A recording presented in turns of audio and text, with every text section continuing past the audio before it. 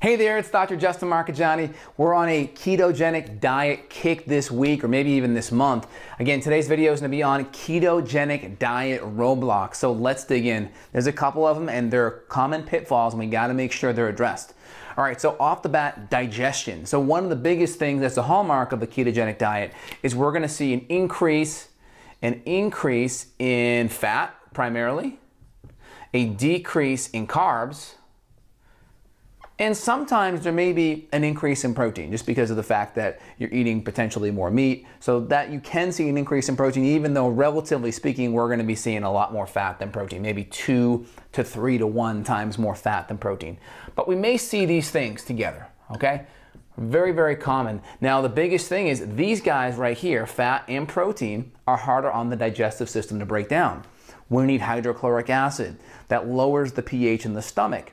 That nice low pH activates pepsin and other proteolytic enzymes. That food then moves into the small intestine, and that triggers, that nice low pH triggers a nice gallbladder release of bile salts, and we'll also get some more pancreatic enzymes from the pancreas, lipase, trypsin, chymotrypsin, more proteolytic enzymes to help break down that protein and fat load.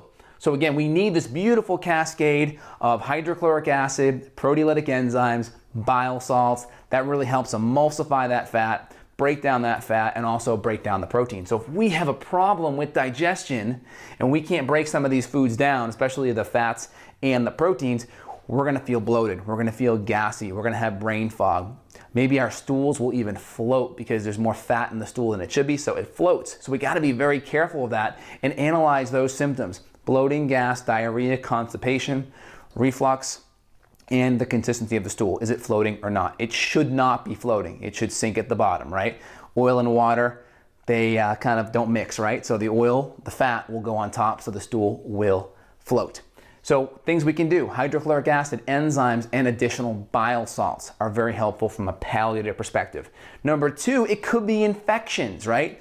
If we have H. pylori or a chronic parasitic infection or dysbiosis, doing a lot of the digestive tips, right? Healthy environment, parasympathetic nervous system response, not eating while stressed, upping the digestive support, that may not be enough to overcome the infection.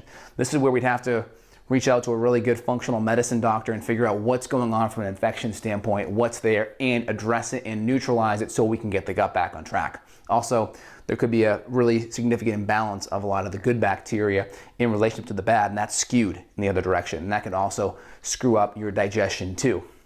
Number 3, too much protein. If we're eating too much lean protein, that can also increase our sugar. It can increase gluconeogenesis. Glucose, new, genesis, forming. So forming new sugar, new glucose. Typically, it's cortisol-dependent pathway. So too much protein. How does this happen in a ketogenic diet? Too much chicken breast, too much lean chicken breast, lean meats, too much protein powder. So how we do it: if you do a protein powder, make sure you add some good fat in there. Whether it's an almond butter or whether it's some MCT oil or some coconut milk, add some additional fat in that shake if you do it. Number 2, eat healthy whole fat meats.